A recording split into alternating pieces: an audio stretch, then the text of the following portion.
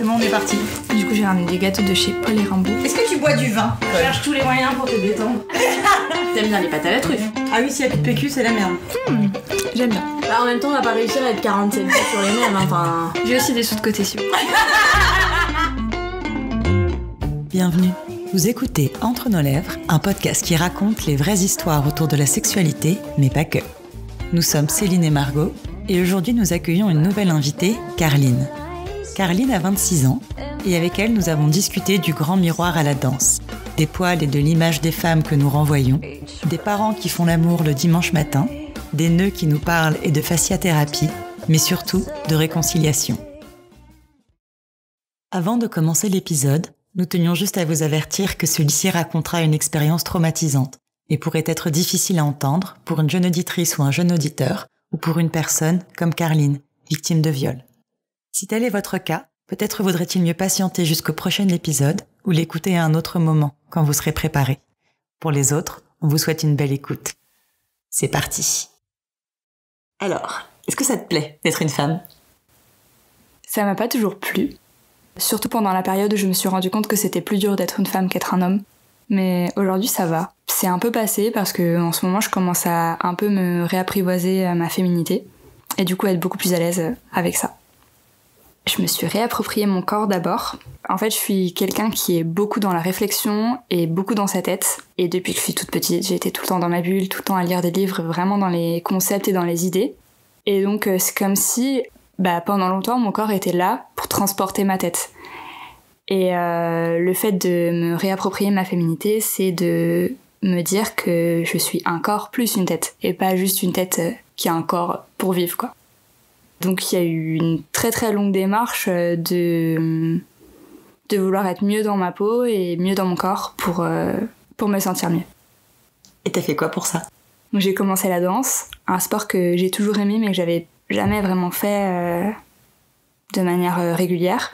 J'en avais fait en 6e et 5e et je me rappelle que ma mère me disait, quand j'ai voulu arrêter, elle me disait « C'est dommage Carline, je trouve que après la danse, t'as l'air d'être mieux, de te sentir mieux » et cette phrase m'a marquée.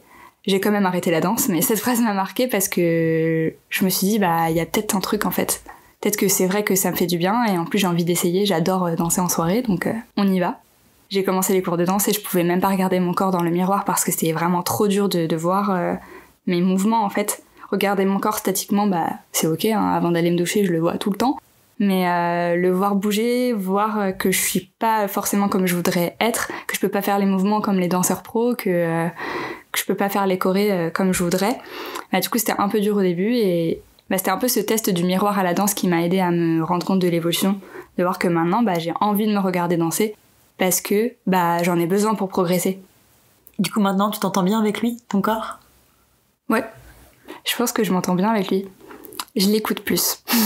Avant, je sais pas, je pense que des fois j'avais mal au ventre ou mal au dos, ou j'avais des tensions, mais je m'en rendais même pas compte parce que c'était comme s'il y avait un truc coupé vraiment entre ma tête et mon corps. Il y avait pas les signaux qui arrivaient au bon endroit. Et maintenant, je sais me dire ah là là, j'ai une tension au cou, peut-être que je suis stressée. Et en effet, je suis stressée. Je vais essayer de résoudre ce problème et mon corps, il est un peu comme un partenaire, on va dire. Il m'envoie des signaux que j'écoute maintenant. Et j'ai pris la pilule pendant 8 ans et je l'ai arrêtée en avril parce que justement je voulais, un peu dans cette démarche de me réapproprier mon corps, je voulais avoir mes cycles naturels. Et du coup, rien que par rapport à ça, je me suis rendu compte d'une différence par rapport à avant parce que je vais beaucoup plus sentir l'influence de mes cycles, je vais sentir des crampes et je vais savoir si c'est l'ovulation ou si c'est les règles. Et du coup, je me rends compte des progrès que j'ai faits depuis 10 ans avec ce critère-là. Et ensuite, j'ai un peu déconstruit ce que ça voulait dire qu'être une femme. Donc il y a plein de choses auxquelles je m'attachais, comme me maquiller, mettre des jupes, me sentir belle, être dans un rapport de séduction avec les hommes. Toutes ces choses-là qui sont un peu évidentes et qui sont les caractéristiques d'une femme aujourd'hui, je les ai un peu déconstruites pour comprendre si elles me convenaient ou pas.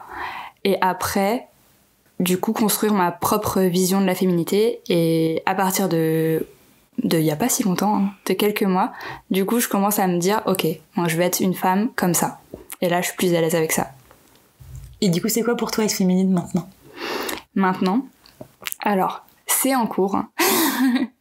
Je me sens pas super féminine. Je me suis posé beaucoup de questions, par exemple sur les poils. Un jour, je sais pas pourquoi, mais j'étais en train de me doucher et je devais m'épiler, mes poils avaient poussé. Voilà, bref, c'est le moment où tu te dis que tu dois prendre rendez-vous chez l'esthéticienne. Et je me suis dit, mais en fait, ce que tu es comme femme, si jamais t'as des enfants, c'est ce que tu vas leur transmettre comme vision de la femme. Et je me suis dit, si un jour j'ai une fille, ça veut dire que si je m'épile tout le temps, si je me maquille, si je vais être tout le temps belle et si je fais attention à mon apparence, même si je lui dis le contraire, avec mes actes, je vais lui dire, être une femme, tu dois t'épiler, tu dois être belle, tu dois plaire aux hommes, tu dois séduire en fait. Et à partir de ce moment-là, je me suis dit, mais il y a un truc qui va pas. Je veux plus faire ça, je veux complètement changer de rapport à la féminité parce que c'est pas du tout sain d'agir comme ça. Et donc ça, c'était en janvier et j'ai arrêté de m'épiler. Mais c'est plus facile dans l'idée que dans la vie réelle. Déjà parce que je suis en couple et donc mine de rien, ce travail sur ce que c'est que la beauté, pourquoi on trouve qu'une femme sans poil c'est plus beau qu'une femme avec poil. On était deux à devoir déconstruire ces idées-là.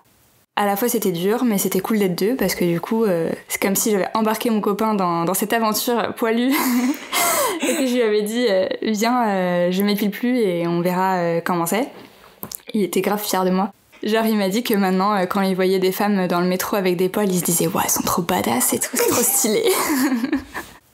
Donc ça c'est la partie cool du truc, mais après la partie pas cool c'est que quand même je me suis sentie moins belle.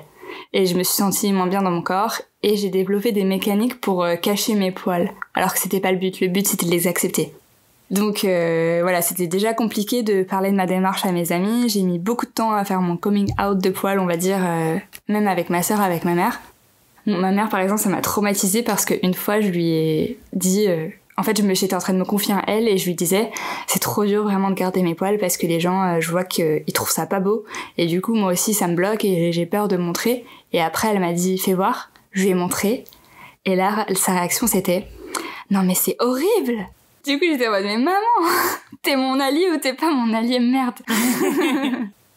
Dans ma famille, les femmes sont très très stéréotypées. Elles font des efforts pour être belles, elles sont épilées, bien coiffées, maquillées, bien habillées. C'est elles qui s'occupent des enfants, c'est elles qui gèrent le foyer, le ménage, la charge mentale. Du coup, c'est les idées avec lesquelles t'as grandi sur les hommes et les femmes, toi? En fait, j'ai grandi avec mes parents qui, eux, je pense, sont assez féministes, même s'ils s'en rendent pas compte, parce que je me sens pas fille, j'ai pas été élevée avec des fées, des princesses partout, enfin... tous les clichés qu'on peut avoir pour des petites filles. J'étais pas habillée en rose, enfin bref, tout le tralala. Et on m'a toujours dit que je pouvais faire ce que je voulais, que on m'a pas limitée en fait à être une mère, à être une femme. Et donc dans ce sens-là, avec mes parents et ma sœur, je me suis construit un équilibre assez sain sur le rapport entre les hommes et les femmes, même si chez moi c'est ma mère qui fait tout et mon père qui va travailler. T'as eu une sœur, c'est ça? Ouais. Tes parents, ils étaient contents d'avoir de petites filles? Je sais pas. Je crois que je leur ai déjà demandé et ils m'ont dit bah pourquoi tu me poses cette question quoi? On s'en fout. Mais je me rends compte que quand même mon père se sent bien seul d'être le seul homme à la maison. Parce qu'il dit tout le temps ah ouais je suis le seul homme, vous êtes tout le temps les 3 filles contre moi. Mais je pense pas que je pense pas que ce soit de la misogynie de sa part, mais c'est plutôt qu'il se sent pas à l'aise en fait avec la féminité parce que lui-même, dans sa famille, il a eu un modèle très misogyne. Tu penses qu'ils auraient fait des différences si t'avais eu un frère? Je veux pas savoir. Et maintenant, on va parler de ton éveil sexuel aussi un peu. C'est quoi ton premier souvenir d'ordre sexuel? Alors, mon premier souvenir, je pense que c'était dans la cour de récré en 6e ou en 5e quand tout le monde commençait à parler de ça veut dire quoi se doiter, ça veut dire quoi se branler, etc. Et ma meilleure amie a été active sexuellement beaucoup plus tôt que moi, en 6e, 5e, ce qui fait que elle m'a un peu fait mon éducation en m'expliquant ce qui se passait dans son couple. Elle t'a raconté quoi à cet âge-là? Elle me racontait déjà son histoire d'amour Et puis les étapes, et dans les étapes il y avait les préliminaires, puis la première fois, puis d'autres expériences, la sodomie, des choses comme ça. Ce qui était cool avec elle, c'est qu'elle m'a instruite sur sa vie sexuelle, et du coup sur ce que c'est que la sexualité en général, et qu'elle y allait hyper progressivement dans son histoire, parce qu'elle était jeune, elle a vraiment pris son temps, et j'ai eu un peu un exemple de ça peut être bien. Et est-ce que t'as pu avoir des conversations avec ta mère ou tes parents sur la sexualité ? Jamais. Sans qu'on le veuille, je pense que c'est un peu un tabou chez moi. Il y a pas de conversation, pas d'allusion, pas de blague à la sexualité. C'est comme si ça n'existait pas. Après coup, je me rappelle de scènes quand j'étais petite où je me rends compte qu'en fait mes parents étaient en train de faire l'amour. Je mettais pas des mots dessus, mais par exemple le dimanche matin quand on jouait avec ma sœur en bas, on se rendait compte au bout d'un moment que papa et maman étaient plus là, et quand on allait là-haut, la porte était fermée. Donc il y a eu des petites choses comme ça où cette notion de sexualité n'était pas absente, mais on n'en a jamais parlé ouvertement. Avant de le faire, pour toi, c'était quoi faire l'amour ? Je pense que j'étais pas trop dans l'attente de ma première fois. Du coup, j'y pensais pas. Et j'étais pas... je m'imaginais pas des scènes, je spéculais pas.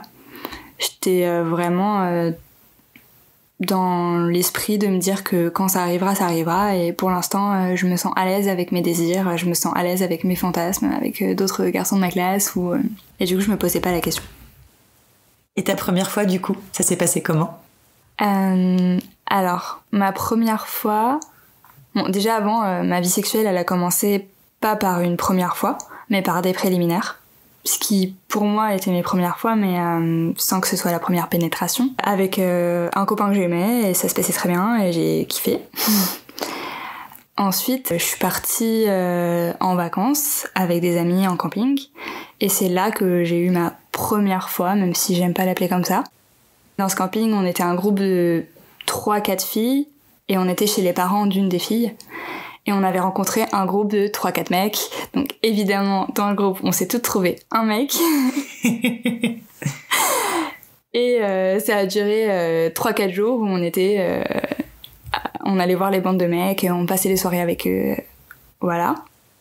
Et donc du coup, moi, j'étais attirée par un gars qui s'appelait Tim, qui était trop mignon, trop beau. On s'est fait des bisous, on a commencé à sortir ensemble, même si c'est pas sortir ensemble parce que c'était juste pour le camping et on le savait tous les deux. Et je me rappelle d'un midi, c'était le dernier jour de notre séjour, on allait partir le lendemain matin, donc c'est la dernière journée avec lui, et je me rappelle qu'il avait été trop mignon parce que on avait fait des crêpes à midi, il m'avait fait des crêpes en forme de cœur devant tout le monde. Donc il assume. Grosse preuve d'amour, mais quand même, après les crêpes, il m'a dit « Ça te dirait pas qu'on fasse notre première fois ensemble ?» Et Ok, donc crêpes intéressées, quoi. C'est grave ça. Et donc, il me fait une proposition, ce à quoi j'ai répondu que non, je n'étais pas prête, et j'ai pas hésité, enfin, voilà. Je me rappelle qu'après cette conversation, en fait, bizarrement, je me sentais encore plus amoureuse de lui. Parce que, je sais pas, en fait, le fait d'avoir parlé de quelque chose d'intime, je me sentais proche de lui, et du coup, je trouvais ça cool. Et donc, voilà, la journée passe. Et là, il y a un moment où il me dit, bon, viens, on va dans la tente.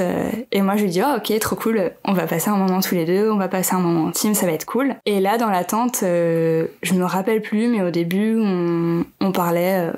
Normalement, on se faisait des bisous, enfin voilà, on était en train de flirter. Et il y a un moment où il me relance sur cette histoire de faire notre première fois ensemble. Et je lui redis que je veux pas, que j'ai pas trop envie, que comme ça me convient. Et en fait, je me souviens plus exactement comment ça s'est fait, mais je sais qu'il a commencé à me doigter. Et je me rappelle très bien de la scène par contre. Moi j'étais allongée sur le dos, et il était à ma droite, tourné vers moi. Donc j'avais une posture un peu... figée quoi, genre je ne me tourne pas vers toi, tu es en train de me doigter, mais non, je suis rigide, c'est-à-dire je ne veux pas, mais j'ai pas osé le dire. En fait, je pense que j'ai même pas pensé à le dire parce que pour moi c'était bon c'est parti quoi. Donc je me rends compte maintenant que j'étais dans un état de sidération, mais que ça me faisait pas de bien et que mon corps le montrait bien. Même si j'ai pas mis les mots dessus et que je lui ai pas dit arrête ce que tu es en train de faire, j'ai pas montré que je voulais continuer. Il a quand même continué. Donc je me sentais passive et j'en avais pas envie. Mais dans ma tête, je me disais, bon bah c'est parti, une sorte de résignation plutôt, de me dire, bah ça va se passer et c'est comme ça quoi. Je trouve que c'est ça le sexe en fait. Bah le pire, c'est que c'est moi qui me suis mis au-dessus de lui. En mode, en fait, dans ma tête c'était, je veux que ça se finisse vite, je veux que ça soit vite. Du coup, j'ai fait ce que j'avais à faire, entre guillemets. Je me suis dit, bon bah voilà, on va abréger ce truc-là qui me fait pas kiffer du tout. On va faire ce truc et ça va être terminé et voilà. Donc on fait ce truc, c'est terminé. Et je me rappelle même qu'à la fin, il m'a dit ah c'était bien non? Et je lui ai dit ouais c'était cool. Parce que je me rendais pas du tout compte de ce qui s'était passé en fait. Je me suis juste laissée porter par le truc et je me suis dit que c'était comme ça et voilà. Je suis sortie de la tente, c'était fait, tout le monde s'en doutait parce que c'était évident pour tout le monde que si on allait tous les deux dans la tente, alors on allait faire l'amour. Et je pense que c'est ça aussi qui m'a poussée à me résigner, c'est cette... comme si le fait d'être allée dans la tente, c'est que j'avais dit ok. Donc après on est parti du camping et en fait, je suis tombée amoureuse de lui. Mais lui, bah, il voulait juste faire sa première fois à 16 ans pour plus être puceau. Et donc, je lui ai envoyé quelques messages, je pensais tout le temps à lui et j'avais complètement occulté ce qui s'était passé dans la tente. Et j'ai plus une nouvelle. Pour lui, c'était juste un amour de vacances et c'était super clair. Alors que moi, je me projetais, je sais pas, ça me faisait plaisir d'être amoureuse de lui et d'y penser. Et... Mais peut-être que ça te rassurait aussi de voir là-dedans une histoire d'amour, plutôt qu'un truc pas cool. Ouais, sûrement. Sûrement. Donc tu l'avais oublié, cette histoire ? J'avais pas oublié l'histoire, mais j'avais oublié ce qui s'était passé dans la tente, et cette histoire-là, j'en ai parlé à personne, sauf les personnes qui étaient là, plus ma meilleure amie. C'est seulement quand j'ai eu un nouveau copain et qu'on est arrivé à un niveau d'intimité où peut-être on allait faire du sexe, que ça m'est revenu en pleine face, donc 2 ans plus tard. Bon pareil, on était dans un lit, on était attirés l'un par l'autre, et là il a voulu commencer à me doigter. Et j'ai eu une réaction un peu disproportionnée, peut-être la réaction que j'aurais voulu avoir dans la tente. De retirer sa main et partir, et à ce moment-là je me suis rendu compte qu'il y avait quelque chose qui n'allait pas parce que je me suis mise à pleurer et je m'arrêtais pas et c'était vraiment violent en fait. Bon, lui évidemment il a pas trop compris ma réaction mais moi non plus hein. Mais à ce moment-là je me suis rendu compte qu'il y avait quelque chose qui n'allait pas avec ma sexualité, que j'étais pas prête à refaire des choses, à passer à l'acte, et donc là, j'ai eu de la chance parce que ce copain-là était super compréhensif et a attendu avant qu'on puisse refaire des choses, a attendu que je sois prête et que je le veuille vraiment. Voilà, donc en fait, à part la première fois où il a essayé de rendre notre relation intime, j'ai encore remis cet épisode de côté. Et je me suis dit, bon bah ça veut dire que je dois y aller progressivement, donc j'y vais progressivement, et après ça se passait bien, donc je me suis pas posé plus de questions de ça. Et à partir de quel moment t'as commencé à vraiment te souvenir de ce qui s'était passé et à l'intellectualiser comme tu le fais aujourd'hui ? Alors, je suis allée voir une psy pour d'autres raisons, mais on en est venu à parler de ma sexualité parce que je me rendais compte que j'étais pas tout à fait à l'aise avec ma sexualité. Et quand je lui ai raconté cet épisode de la tante qui est ressorti, elle a mis un mot dessus que moi j'avais pas du tout identifié, c'est le mot viol. En fait, elle m'a dit ce que t'as vécu, c'est un viol. Tu le voulais pas, donc c'est un viol. Et en fait, je me suis rendu compte que moi, pendant toutes ces années, quand je me rappelais cet événement, je me disais, comme il a pas été violent, comme il m'a pas plaqué contre un mur, comme on n'était pas en pleine rue avec un couteau ou toutes les choses qu'on s'imagine, je me suis dit, en fait, tu t'es violée toi-même. Est-ce que t'as le sentiment de dire que tu t'es violée toi-même parce que tu lui es montée dessus ? Oui. Et même à ma psy, je lui disais, mais non, c'est pas possible, c'est pas un viol, c'est moi qui ai bougé mon corps, c'est moi qui me suis mise au-dessus de lui, c'est moi qui ai fait les mouvements. Et donc, comme c'est moi qui ai pris l'initiative de passer à l'acte en me mettant au-dessus de lui, c'était impensable de me dire que ce qui s'était passé, c'était un viol. Et après coup, je me rends compte que il avait tous les éléments pour savoir que je ne voulais pas, à part le non verbal. Tu lui as dit non ?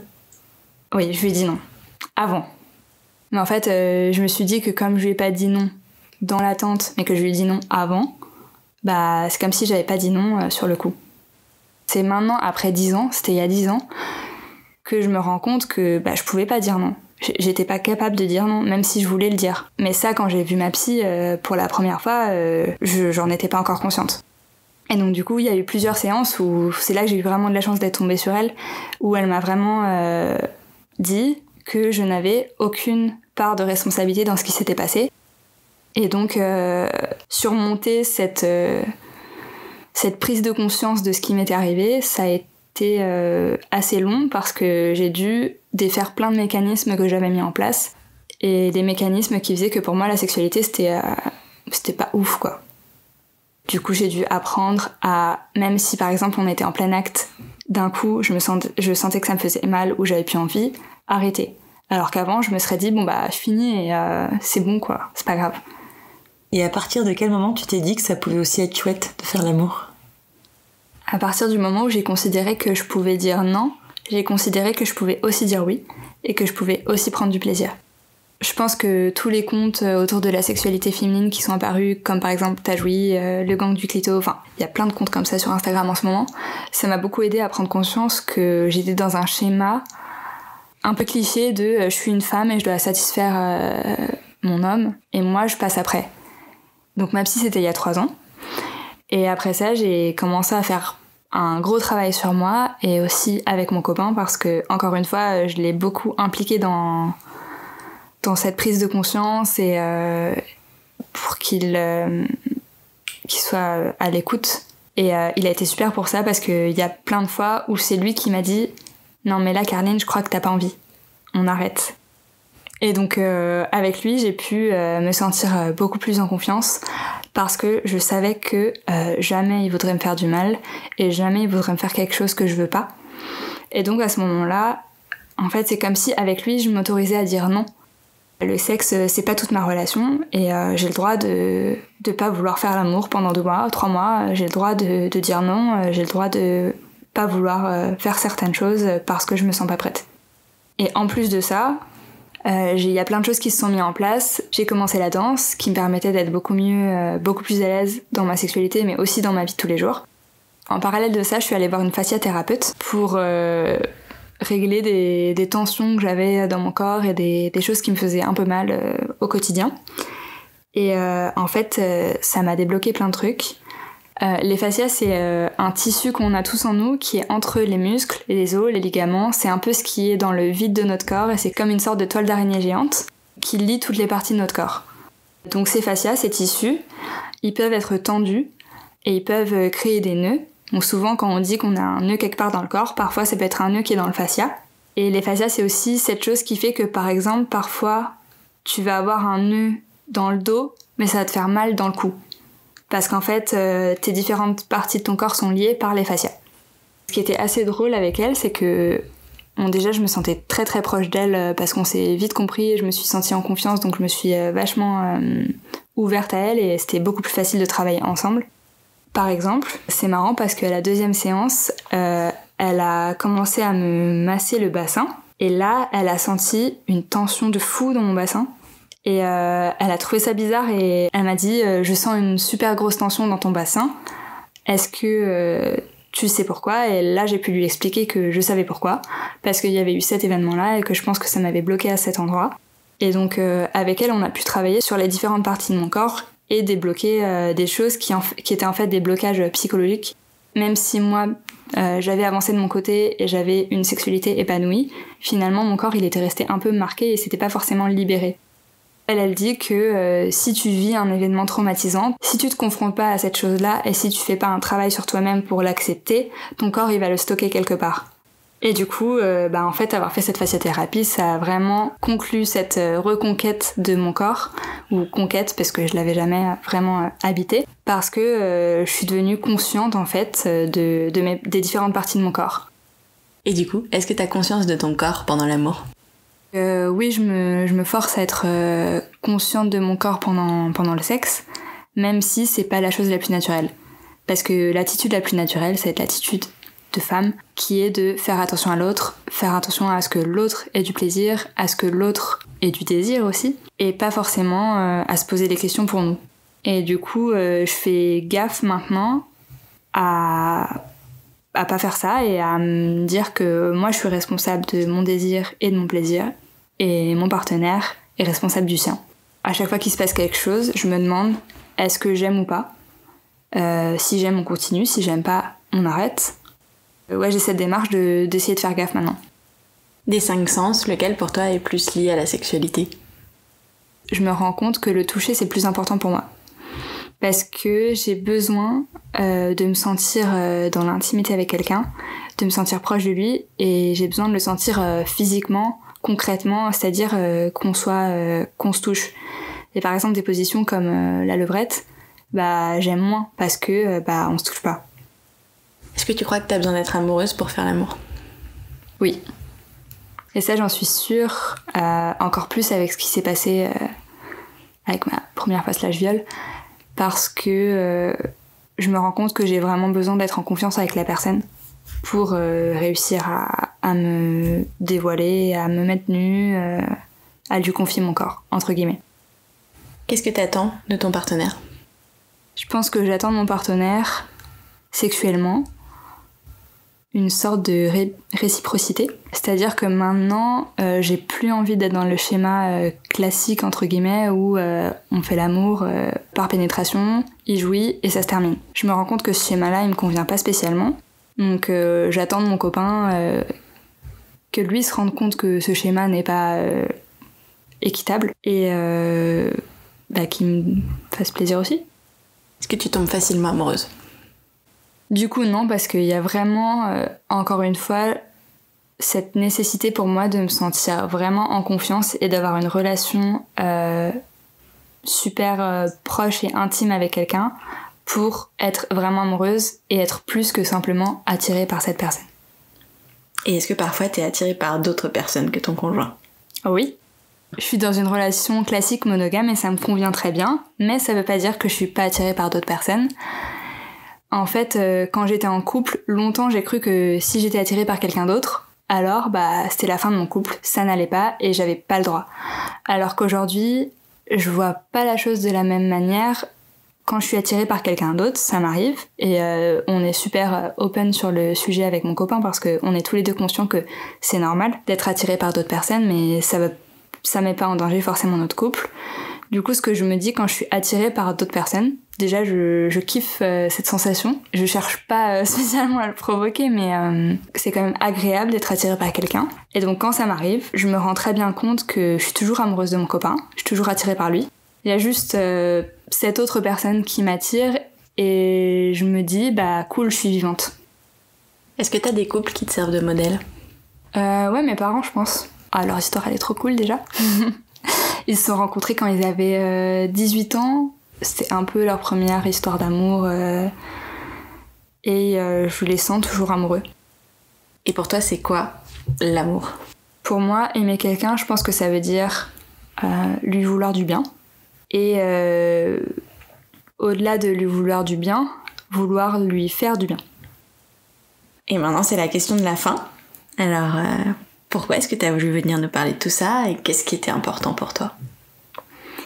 J'ai voulu venir vous parler de ça parce que déjà, j'ai écouté plein de vos épisodes. Et je trouve que ce que vous faites, c'est trop cool. Et à part ça, j'ai l'impression que mon histoire, elle est pas forcément commune. Toute cette réflexion que j'ai eue et toute cette démarche de me réapproprier mon corps et de le reconquérir, en fait, moi je me suis sentie super seule quand j'ai effectué cette démarche parce que j'ai pas entendu d'histoire similaire. Et du coup, je voulais raconter que c'est possible en fait, que c'est pas grave si on se sent pas bien dans notre corps, mais que ça se travaille et peut-être donner des clés pour ça. Voilà.